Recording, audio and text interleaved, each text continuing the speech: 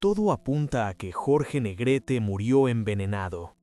La letal cirrosis hepática de la que tanto hizo eco la prensa y que estuvo en boca de todos, no fue más que la cortina de humo perfecta para encubrir lo que la élite realmente hizo con él. Aquella sentencia de muerte se ejecutó sin contratiempos en diciembre de 1953, cuando el mayor ídolo de México exhaló su último suspiro en una habitación de hospital en Los Ángeles, asfixiada por el olor antiséptico. Arrancado de su tierra natal y de su red de protección, su muerte en el extranjero levanta fuertes sospechas de haber sido una cruel maquinación para desconectarlo por la vía legal. Mientras millones de admiradores lloraban desgarradoramente por las calles, a puerta cerrada en México, los magnates más despiadados y manipuladores de la industria del entretenimiento sonreían y alzaban sus copas en un brindis macabro. Una casualidad que se torna aún más escalofriante si pensamos que, tan solo unos años después, el dócil títere que colocaron para sustituirle en el trono del celuloide, Pedro Infante, también moriría gritando, reducido a cenizas en un avión envuelto en llamas.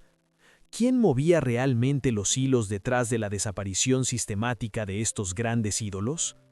Pocos saben que el deslumbrante esplendor de la época de oro del cine mexicano se cimentó sobre conspiraciones despiadadas. La verdad, sepultada bajo las mayores lágrimas de cocodrilo de la historia, nos guiará a través de 4 secretos espeluznantes: un sindicato asfixiado para proteger los bolsillos de la oligarquía, un pacto carnal impregnado de oscuros intereses políticos en el mismísimo lecho de muerte, un exilio médico utilizado como verdugo silencioso a sangre fría y, por último, la condena de fuego que cayó sobre el sustituto cuando éste dejó de serles útil. Pero para disipar esta sangrienta cortina de humo, debemos retroceder en el tiempo, volver a la época en la que Jorge Negrete aún no era una víctima a la espera de la muerte, sino un rey que ostentaba un poder absoluto imposible de comprar con dinero.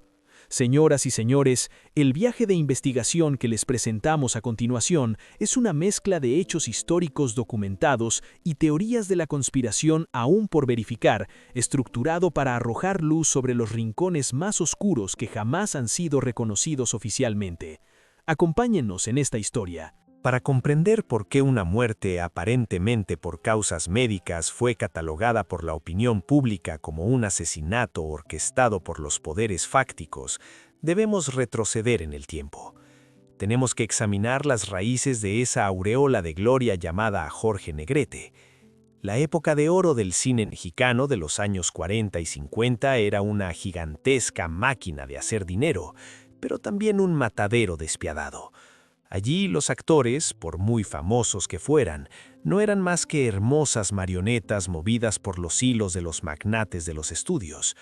Firmaban contratos draconianos, trabajaban hasta la extenuación y en su mayoría morían en la miseria cuando su belleza se marchitaba. Pero Jorge Negrete fue una excepción gloriosa y al mismo tiempo una excepción mortal.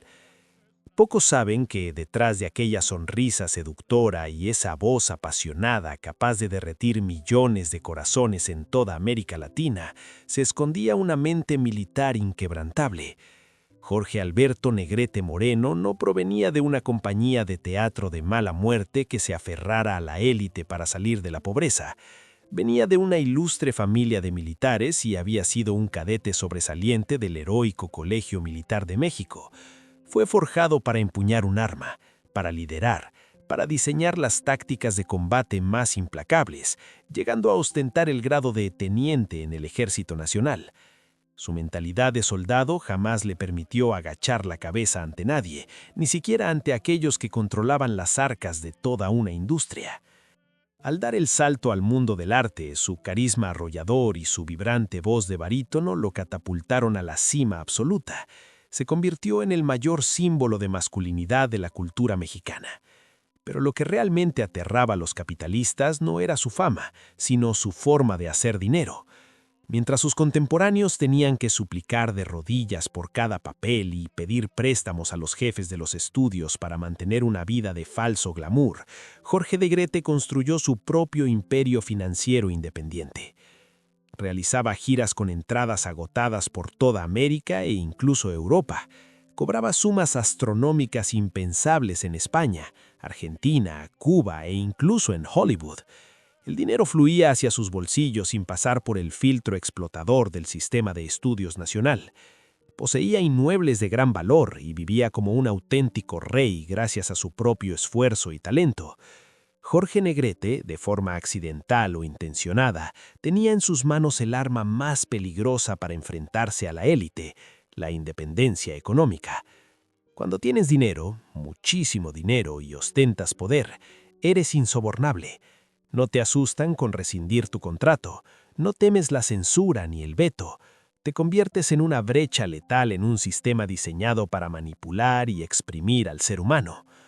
La élite mediática de la época, encabezada por la incipiente red de Telesistema Mexicano y los cárteles de los estudios, era plenamente consciente de ello. Manejaban la industria del entretenimiento como si fuera un pantano turbio. Adelantaban dinero a los actores para que compraran casas y coches, convirtiendo a las estrellas en dóciles deudores. Cualquiera que se atreviera a alzar la voz era despojado de sus papeles de inmediato, difamado en la prensa y arrojado a la calle sin un centavo. Era un mecanismo de control perfecto. No obstante, Jorge Negrete operaba al margen de ese engranaje. Miraba a sus compañeros y veía a los extras siendo explotados sin tener siquiera un seguro médico. Veía a grandes figuras de antaño mendigando en su vejez. La indignación de un exmilitar ante tamaña injusticia encendió una llama que los capitalistas jamás previeron. En lugar de disfrutar de su inmensa fortuna y hacer la vista gorda ante el sufrimiento de sus colegas, Negrete decidió utilizar su dinero, su prestigio y su orgullo para declarar la guerra. La verdad oculta es que no se limitó a exigir derechos con tibieza. Empezó a reunir tropas. Empleó su pensamiento estratégico militar para organizar a los artistas más vulnerables en un verdadero ejército en el frente laboral. Su firmeza y su patrimonio personal se convirtieron en un escudo inexpugnable para los actores sin recursos. Cuando los magnates amenazaron con recortar el sueldo a quienes participaran en las huelgas, los rumores apuntan que Jorge sacó de su propio bolsillo para mantenerlos, asegurándose de que la lucha no claudicara por hambre. Se erigió en un rey sin corona, dueño no solo del corazón de millones de espectadores, sino también de la lealtad absoluta de un batallón de artistas sedientos de libertad. Adentrémonos aún más en las sombras que acechaban tras los focos. En aquella época, si un actor sufría un accidente en el plató, era desechado a la calle como mercancía defectuosa, sin seguro médico, sin indemnizaciones. Los capos del cine se sentaban en lujosos despachos forrados de terciopelo y seda, fumando puros y contando millones de pesos de beneficios extraídos del sudor, las lágrimas y hasta la sangre de los intérpretes.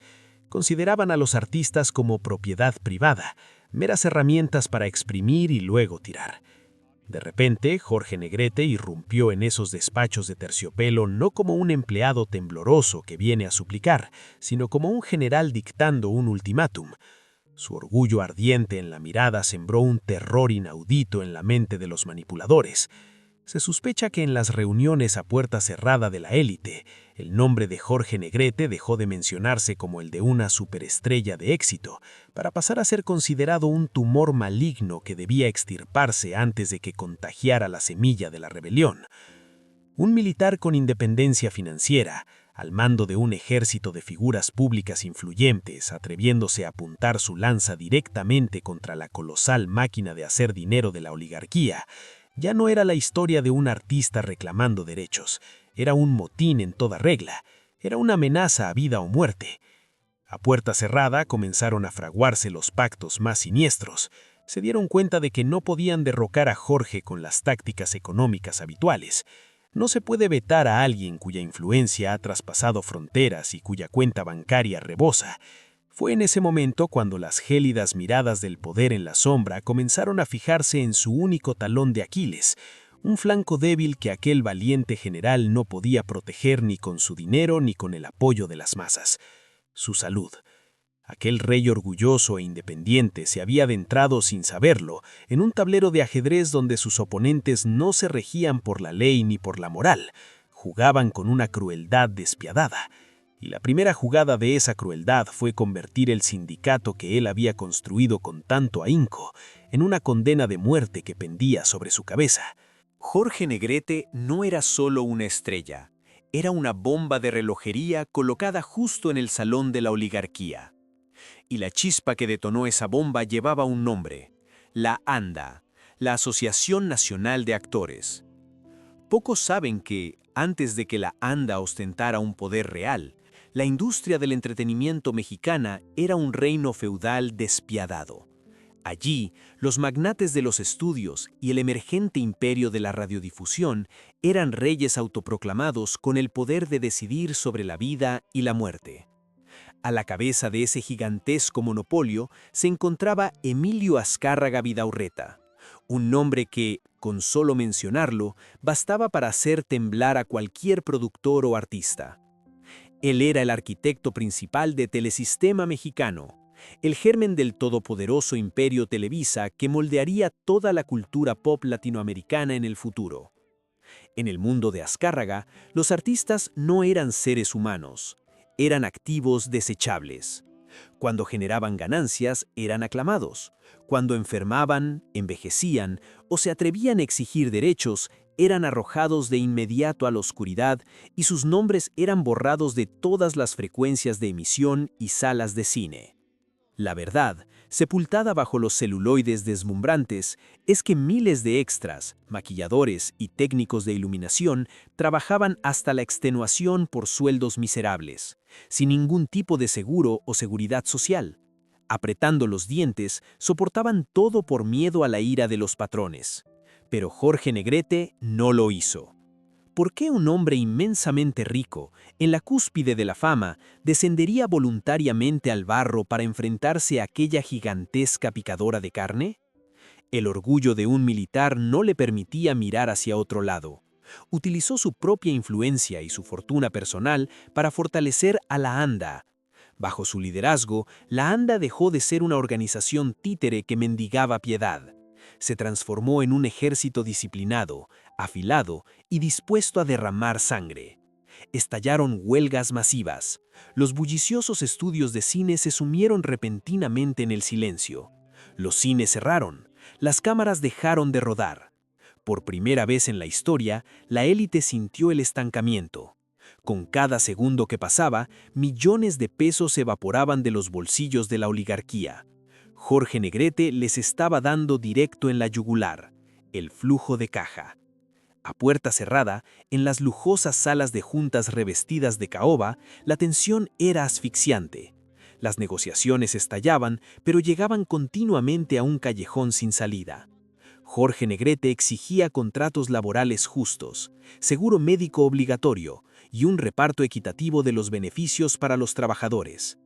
Esas exigencias, de ser aprobadas, harían añicos por completo el sistema de explotación que los capitalistas habían construido durante décadas.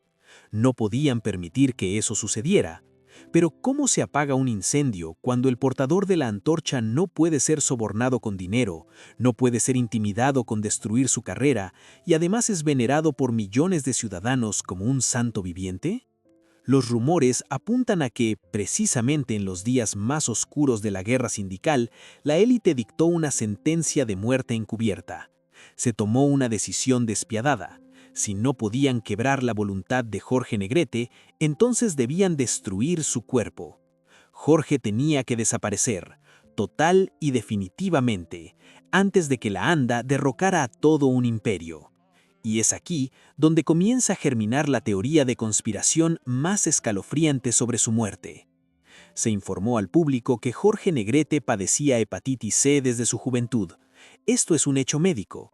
Sin embargo, lo que hizo que los expertos se cuestionaran fue la aterradora y misteriosa velocidad de su deterioro. La hepatitis C es una enfermedad de progresión silenciosa. Muchas personas, especialmente aquellas con los recursos financieros para acceder a la mejor atención médica como Jorge, pueden controlar perfectamente la enfermedad y convivir con ella durante décadas sin que degenere inmediatamente en una cirrosis letal. Entonces, ¿por qué, justo en el momento en que era la espina más afilada clavada en el ojo del poder, su enfermedad estalló de forma repentina y descontrolada? Existen fuertes sospechas de que su tratamiento médico inicial en México fue manipulado por la mano negra del poder. En una red sanitaria donde la élite puede usar el dinero para silenciar cualquier información, ajustar una receta médica es algo sumamente fácil. ¿Qué eran realmente esas pastillas que se le daban al líder sindical todos los días? ¿Eran medicamentos para desintoxicar el hígado? ¿O eran compuestos meticulosamente calculados para aumentar la carga sobre un órgano ya dañado, empujándolo lentamente al borde del colapso sin dejar ningún rastro de envenenamiento burdo? La verdad, sepultada bajo los historiales médicos sellados y explicaciones clínicas superficiales de doctores con vínculos turbios con la alta sociedad, la historia ha sido testigo de innumerables muertes naturales con un momento tan perfecto que sirven para eliminar a los que estorban políticamente. ¿Fue realmente obra del destino que Jorge Negrete colapsara por cirrosis justo cuando tenía contra las cuerdas al monopolio mediático? Pongámonos en el lugar de los manipuladores. Un asesinato a balazos habría convertido a Jorge Negrete en un mártir, encendiendo un motín sangriento a nivel nacional y reduciendo a cenizas los estudios de cine. Esa era la peor estrategia. La jugada maestra era convertir su muerte en una desafortunada tragedia personal, una enfermedad terminal en la que nadie podía intervenir. Al activar y acelerar los estragos de la dolencia en su cuerpo, no solo mataban al líder, sino que extinguían cualquier sospecha del público. La sentencia de muerte se ejecutó sin disparar un solo tiro. Cuando el hígado de Jorge empezó a sangrar, cuando el dolor desgarraba su cuerpo y el progulloso general ya no podía mantenerse en pie en la tribuna, los magnates supieron que habían ganado la primera partida. Habían neutralizado el arma más peligrosa de la anda. Sin embargo, el rey no cayó fácilmente. Consciente del cerco mortal que se cerraba alrededor, Jorge Negrete hizo una última jugada, un movimiento que sacudió a toda la industria del entretenimiento mexicana. Una jugada que, hasta el día de hoy, la gente sigue confundiendo con una romántica historia de amor. Pocos saben que en realidad fue un pacto de sangre para buscar una última protección frente a una manada de lobos hambrientos. En 1952, todo México contuvo el aliento ante la boda del siglo. Jorge Negrete, el rey de la gran pantalla, caminaba hacia el altar de la mano de María Félix, la doña, la mujer más grande, altiva e indomable de toda América Latina. La prensa lo ensalzó como un cuento de hadas, el final feliz perfecto para dos archienemigos que en el pasado no se podían ni ver. Decenas de miles de personas se echaron a las calles para arrojar flores y vitorearlos. Sin embargo, a puerta cerrada, la verdad sepultada desprendía un halo de una frialdad verdaderamente espeluznante. Pocos saben que en el instante preciso de intercambiar los anillos, María Félix era plenamente consciente de que el hombre que tenía frente a ella cargaba con una sentencia de muerte. La cirrosis hepática de Jorge se encontraba en su fase más devastadora. Sus órganos internos sangraban. Le quedaban los días contados. La gran pregunta que surge entonces es, ¿por qué la mujer más pragmática, astuta y poderosa de México aceptaría lanzarse de cabeza a un matrimonio con un moribundo? El romanticismo se desvanece por completo cuando lo analizamos sobre el tablero de ajedrez político de la élite. Los rumores apuntan a que no se trataba, ni mucho menos, del estallido de un amor tardío, sino de un pacto a vida o muerte impregnado de oscuros intereses. Por su parte, Jorge Negrete estaba acorralado. La maquinaria asfixiante de Telesistema y los magnates de los estudios le cerraban el cerco tras las feroces huelgas de la ANDA. Con la salud mermada, sus enemigos acechaban en las sombras a cada paso. Necesitaba un escudo. Y en todo el territorio mexicano de la época, nadie ostentaba un poder internacional tan intocable como María Félix. No era solo una actriz, era una fuerza independiente con profundos lazos entre la oligarquía europea y la alta esfera política. Existen sospechas de que al casarse con ella, Jorge buscaba escudarse bajo su colosal sombra para lanzar una advertencia a la élite capitalista mexicana. Cualquier intento burdo de purgar al marido de la doña provocaría un escándalo diplomático y mediático inasumible. Se trataba de una alianza defensiva, un intento desesperado por aferrarse a la vida desde el propio lecho de muerte. Pero por parte de María Félix, ¿cuál era su verdadero objetivo? La historia solo dejó constancia de sus glamurosas lágrimas durante el funeral, pero nadie ha logrado explicar sus movimientos fulgurantes inmediatamente después. Hay teorías que sugieren que María se casó para legitimar la absorción de la inmensa herencia de Jorge, incluido su poder político en la sombra, dentro de la ANDA. Incluso una conspiración aún más siniestra plantea una pregunta sobrecogedora. ¿Estaba María Félix verdaderamente del lado de Jorge? En un sistema donde cada individuo tiene un precio, hay quienes dudan, sugiriendo que este matrimonio fue un pacto premeditado entre ella y los poderes fácticos. Colocar a una supervisora tan astuta como María justo al lado de Jorge en sus últimos días se consideraba la estrategia más segura para garantizar que este líder rebelde no cometiera ninguna locura que desenmascarara al sistema antes de su colapso total. Se les veía abrazados y sonrientes ante las cámaras, pero pocos lograban percibir el frío acero de los puñales que se escondían a sus espaldas. Esa boda del siglo, al fin y al cabo, levanta fuertes sospechas de haber sido una jugada política magistral donde no había cabida para el amor, sino únicamente para un intercambio de intereses y maquinaciones letales. Sin embargo, ni siquiera ese escudo llamado María Félix pudo resistir ante una fuerza manipuladora de tal magnitud. Cuando el cuerpo de Jorge Negrete finalmente cedió, fue el momento en que la oligarquía asestó el golpe de gracia. No dejaron que muriera en México. Optaron por un guión de exilio muchísimo más cruel. En el invierno de 1953, la fortaleza más inexpugnable del gremio artístico mexicano comenzó a desmoronarse. Jorge Negrete, el hombre con aura de general, aquel que jamás supo agachar la cabeza ante ningún poder capitalista, finalmente sucumbió ante la devastación proveniente de su propio cuerpo. La cirrosis hepática, que supuestamente llevaba años destruyendo sus órganos de forma silenciosa, entró de repente en una fase terminal con una rapidez aterradora y plagada de sospechas. Pero la verdadera tragedia no reside en su historial médico. La verdad sepultada se esconde en ese billete de avión de ida que lo alejó de su patria. Cuando el cuerpo de Jorge comenzó a aferrarse en vano a la vida, se tomó una decisión fulminante y escalofriante: trasladarlo al hospital Cedars of Lebanon en Los Ángeles, Estados Unidos.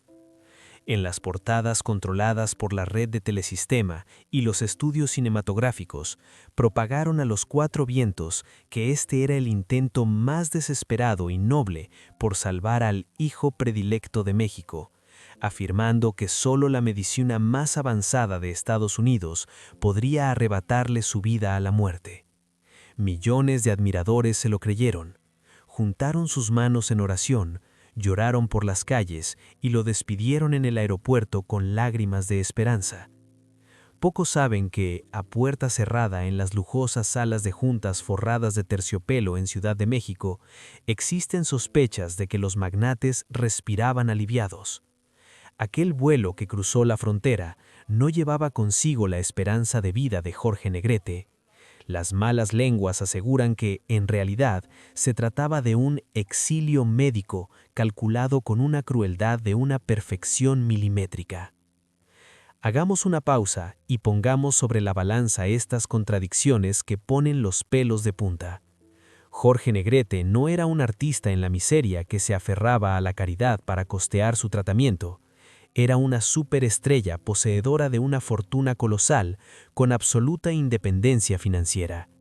En México era un rey sin corona.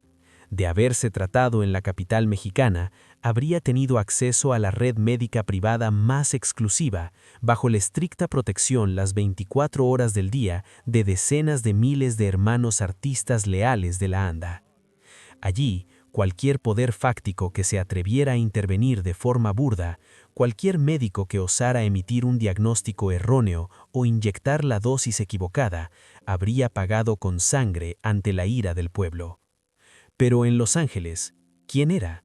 No era más que un paciente extranjero adinerado postrado en una cama inmaculada, completamente arrancado de raíz de su fuerza protectora. Aislar a Jorge Negrete de Ciudad de México fue un golpe bajo dirigido directo al corazón del movimiento de resistencia. Con su líder supremo confinado en otro país, la ANDA quedó decapitada. Ningún miembro del sindicato pudo acercarse a él para recibir sus últimas directrices. Ningún periodista independiente pudo entrevistarlo para escuchar sus denuncias. La distancia geográfica levantó un muro insonorizado absoluto. El capital le arrebató su arma más letal, su presencia y su influencia directa sobre las masas. La crueldad no se detuvo en el destierro físico. El mayor de los misterios que envuelve los últimos días de Negrete en Estados Unidos fue un asesinato financiero sin dejar rastro. Como ya hemos analizado, controlaba un imperio patrimonial independiente, el mismo que le había permitido sostener a la ANDA y desafiar el veto de los magnates. Sin embargo, circulan rumores de que, en cuanto cayó en estado de debilidad en suelo estadounidense, sus colosales flujos de dinero fueron repentinamente congelados, expropiados o bloqueados mediante maniobras invisibles. ¿Por qué un multimillonario del mundo del espectáculo caería de golpe en la ruina sobre el papel, hasta el punto de dejar tras de sí una montaña de deudas médicas al exhalar su último suspiro? ¿Por qué la red de capos de los estudios, aquellos que se embolsaron decenas de millones de pesos gracias a su sudor, guardaron un silencio unánime y le dieron la espalda? Existe la teoría de que la élite utilizó su poder político en la sombra para estrangular todos sus recursos justo cuando más vulnerable era. Cortaron por lo sano su arteria financiera para garantizar que no tuviera la más mínima oportunidad de contraatacar, ni siquiera para contratar a un bufete internacional y redactar un testamento que blindara los fondos de la ANDA.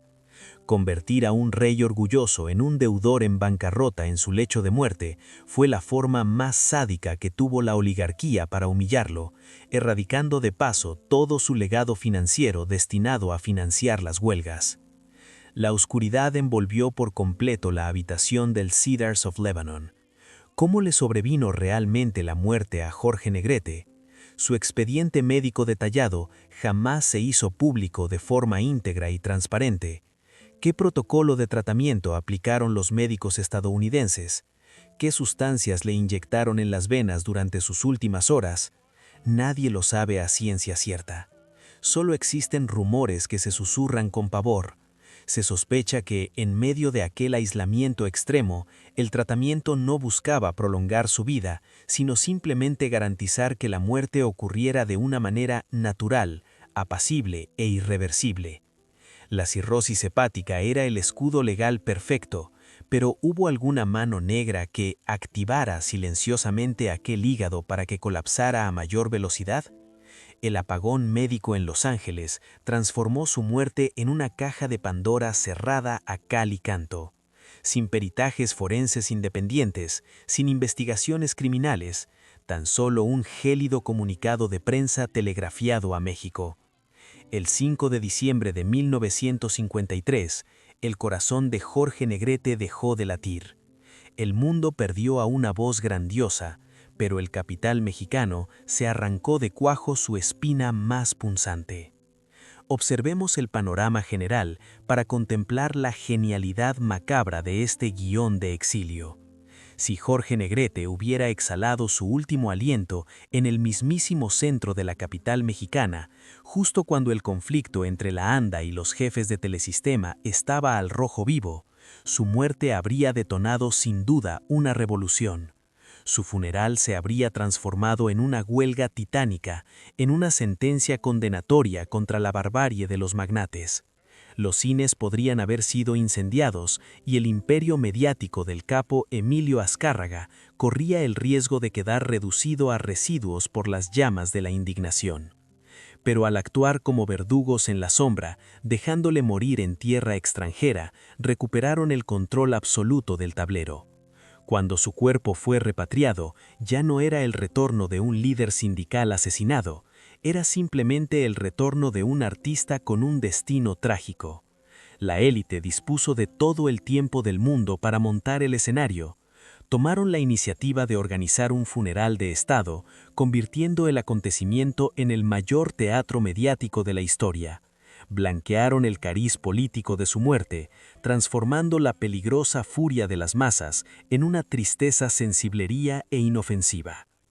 Aquel exilio médico no solo le arrebató la vida a Jorge Negrete, estranguló su última voz de protesta, le despojó de su patrimonio independiente y entregó su propia muerte en manos de los mismos enemigos a los que había dedicado su vida a derrocar.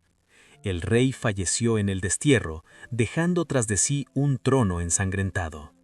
Sin embargo, la obra teatral de los poderes fácticos no podía concluir mientras los focos siguieran encendidos. La monstruosa máquina de hacer dinero requería de un nuevo símbolo para perpetuar su manipulación. Antes siquiera de que el cuerpo de Jorge se enfriara, ya estaban moldeando febrilmente a un nuevo ídolo, a un peón de reemplazo mucho más sumiso. Y nadie sospechaba que el elegido para vestir aquel manto imperial envenenado, Pedro Infante, estaba a punto de enfrentarse a una condena 100 veces más horripilante y envuelta en llamas.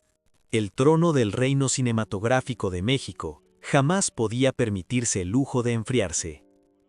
Cuando el cuerpo de Jorge Negrete aún no había descendido a la tumba, cuando las lágrimas de millones de admiradores aún no se habían secado en las portadas de los periódicos, la élite de Telesistema y los magnates de los estudios ya habían comenzado a moldear a un nuevo dios. Comprendían una regla despiadada: una multitud que llora es una multitud propensa a la ira y al descontrol. Para sofocar las llamas del descontento por la misteriosa partida del líder sindical de la ANDA, la maquinaria manipuladora necesitaba un nuevo espejismo para apaciguar al público, y, lo que es más importante, para que el colosal flujo de dinero no se interrumpiera. El elegido para llenar ese inmenso vacío de poder fue Pedro Infante. ¿Por qué Pedro? Pocos saben que esta elección fue una magistral jugada de psicología de masas por parte del capital. A diferencia de Jorge Negrete, un exmilitar orgulloso, de linaje ilustre, con mentalidad estratégica y una fortuna independiente imposible de sobornar, Pedro Infante representaba un perfil diametralmente opuesto. Provenida de las clases populares más humildes, había trabajado como carpintero y se había forjado desde la nada. El sistema mediático volcó inmediatamente todos sus recursos en inflar la figura de Pedro. Todas las frecuencias de radio, todos los relucientes cines de Telesistema repetían su nombre sin cesar. Lo consagraron como el ídolo de Guamúchil, un símbolo inofensivo que solo sabía entonar apasionadas canciones de amor y encarnar a hombres pobres pero honrados. La máquina de hacer dinero volvió a ponerse en marcha a una capacidad incluso 3 veces mayor que en la época anterior. Todo parecía estar bajo el control absoluto del magnate Emilio Azcárraga Vidaurreta. La oligarquía había encontrado a su gallina de los huevos de oro, desprovista de cualquier germen de rebelión. Pero el poder, la fama y el dinero siempre son un embriagador veneno capaz de alterar el ADN de cualquiera. Cuando Pedro Infante alcanzó la cima absoluta, cuando se dio cuenta de que tenía en sus manos el poder mágico de controlar los latidos de millones de personas desde México hasta el resto de América, empezó a cambiar. La verdad oculta tras esa sonrisa afable fue un despertar al poder. Pedro empezó a amasar sumas astronómicas. Ya no despilfarraba su dinero en caprichos impulsivos para luego tener que mendigar anticipos a los jefes de los estudios. En su lugar, comenzó a construir su propio imperio. Le apasionaba la aviación, compró sus propios aviones e incluso se convirtió en socio de una aerolínea de carga, TAMSA. El hecho de que un actor pilotara su propio avión surcando los cielos no era un mero pasatiempo de lujo.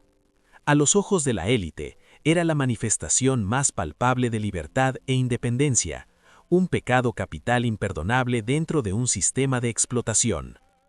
Los rumores apuntan a que Pedro empezó a alzar su propia voz en los platós, rechazaba guiones estereotipados, exigía intervenir en el proceso de producción y, lo más peligroso de todo, comenzó a negociar por su cuenta honorarios que traspasaban las fronteras de aquellos contratos esclavistas. Ya no quería ser una marioneta que se limitaba a sonreír y cantar al ritmo de los aplausos de sus amos. Aquel dócil sustituto se estaba transformando lentamente en un verdadero rey. A puertas cerradas en los clubes de la alta sociedad, los manipuladores empezaron a ver resurgir el fantasma de Jorge Negrete. La vieja pesadilla volvía a cobrar vida. Una estrella con independencia financiera, con medios de transporte imposibles de controlar y con una influencia que excedía los límites permitidos, la lección sobre la obstinación de Jorge y las feroces huelgas de la ANDA seguía siendo una escariz dolorosa para el capital. No podían, y bajo ninguna circunstancia, permitirían que un segundo empleado se arrogara el derecho de mirar de tú a quienes dictaban las reglas del juego. Cuando un canario empieza a golpear sus alas contra los barrotes de su jaula de oro, esa jaula debe convertirse forzosamente en un matadero. Pero ¿cómo eliminar a Pedro Infante? No podían reciclar el guión de la enfermedad terminal que ya habían utilizado con Jorge Negrete. Una segunda coincidencia médica descorrería por completo el oscuro telón, empujando a las masas a un motín sangriento e irreversible. Necesitaban un suceso que pareciera inevitable, una tragedia con el sello de destino fatal, tajante, rápida, sin dejar rastro y sobre todo con un poder disuasorio extremo. Y entonces llegó aquel día fatídico. La mañana de 15 de abril de 1957, el avión de carga Consolidated B-24 Liberator, un colosal bombardero modificado de la Segunda Guerra Mundial, con matrícula XAK-1, despegó del aeropuerto de Mérida. Pedro Infante iba en el asiento del copiloto. El plan inicial era un simple vuelo de carga de pescado rumbo a la capital. Pero a los pocos minutos de despegar las ruedas de la pista, la gigantesca máquina se tambaleó totalmente, perdió altitud de manera inexplicable, cayó en picado sobre el centro de la ciudad de Mérida y explotó en una inmensa bola de fuego. El intenso calor de la explosión lo redujo todo a cenizas.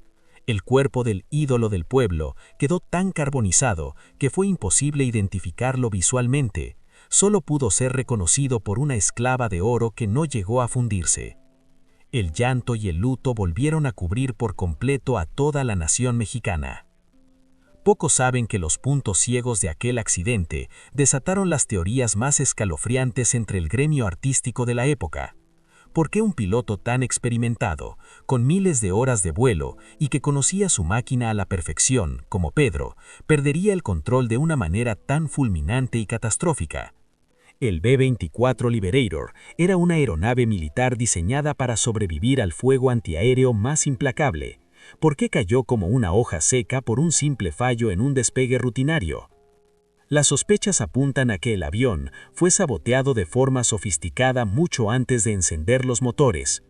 Los rumores hablaban de manos desconocidas merodeando por la zona de mantenimiento del aeropuerto de Mérida la noche anterior. ¿Una tubería de combustible aflojada intencionalmente?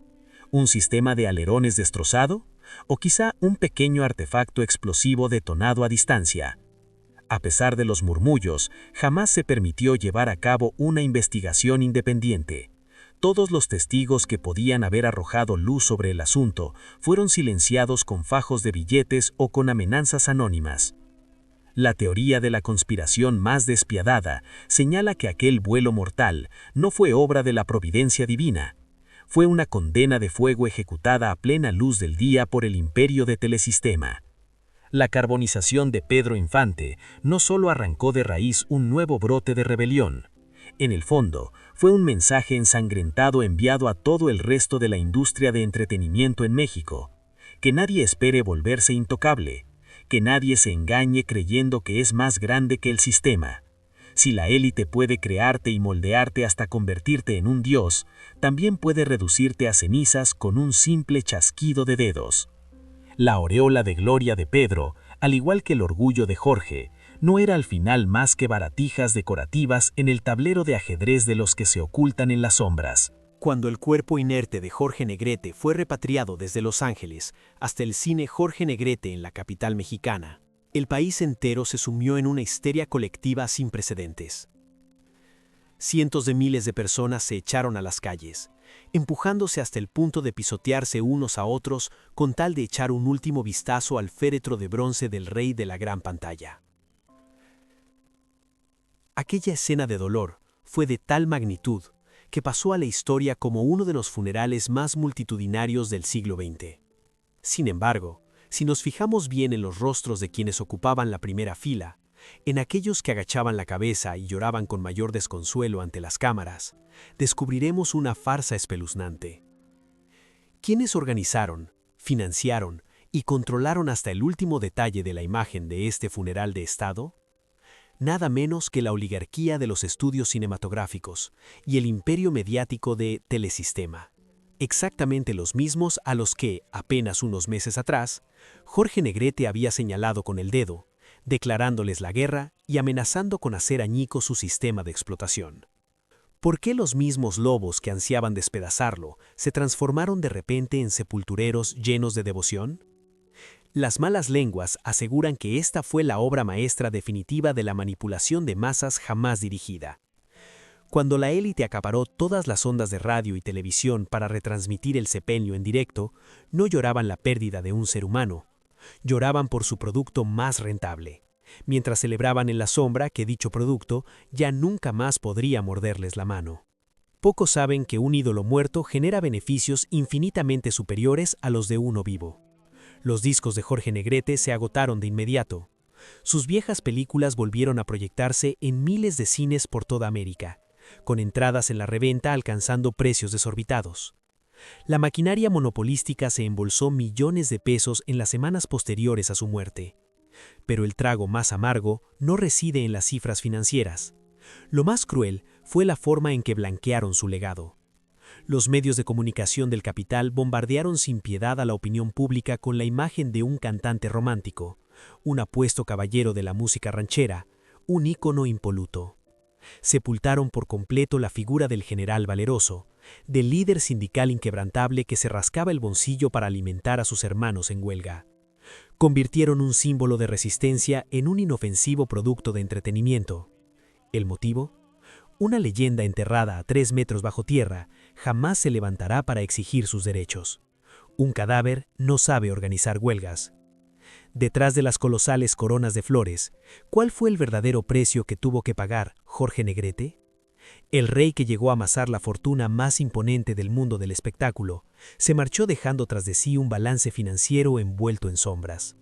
Se rumorea que su familia tuvo que hacer frente de la noche a la mañana a deudas astronómicas, incluidos los exorbitantes gastos médicos en Los Ángeles. Los fondos independientes que utilizaba para blindar a la ANDA parecieron esfumarse sin dejar ningún rastro. Pólizas de seguro opacas y cuentas bancarias congeladas en el instante mismo de su último suspiro, dejaron a sus seres queridos en una posición de absoluta vulnerabilidad.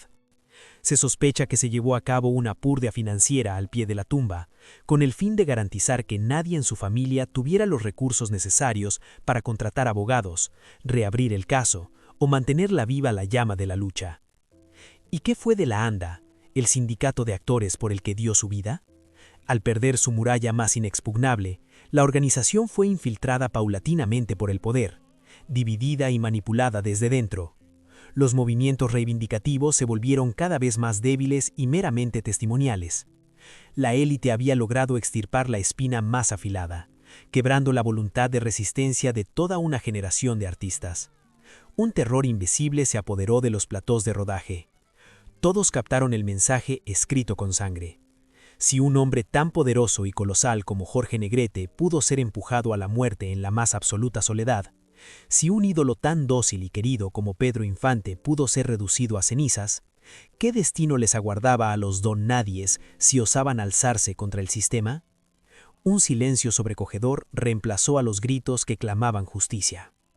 Las preguntas sin respuesta han seguido atormentando la historia del cine mexicano durante décadas. ¿Qué veneno invisible se ocultaba en el verdadero protocolo médico administrado en Los Ángeles? ¿Qué despiadadas cláusulas de intercambio de poder dictaba en realidad el contrato matrimonial con María Félix? ¿De quién era la mano anónima que aflojó un tornillo en el B-24 Liberator de Pedro Infante? Jamás se celebrará un juicio. Ningún magnate de los medios se sentará nunca en el banquillo de los acusados. La historia siempre la escriben los vencedores. Y en este macabro juego de azar del entretenimiento, el capital siempre reparte las cartas. No solo arrebataron la vida a los mayores ídolos, sino que también le robaron al público el derecho a conocer la verdad, convirtiéndonos a todos en espectadores ciegos, obligados a llorar y reír al compás de un guión que ellos mismos habían escrito. La verdad yacerá sepultada para siempre bajo el frío mármol de sus majestuosos mausoleos, pero la sangre ya había empapado por completo el telón del terciopelo rojo de la época dorada. Hemos recorrido un largo viaje, desentrañando los rincones más oscuros de la época de oro del cine mexicano. Desde la deslumbrante resistencia de un Jorge Negrete, que exhaló su último aliento en una gélida habitación de hospital en Los Ángeles, hasta las trágicas cenizas de Pedro Infante, esparcidas por los cielos de Mérida. Pero llegados a este punto, cuando el telón de terciopelo está a punto de caer, nos vemos obligados a volver a la realidad y aclarar un asunto de vital importancia.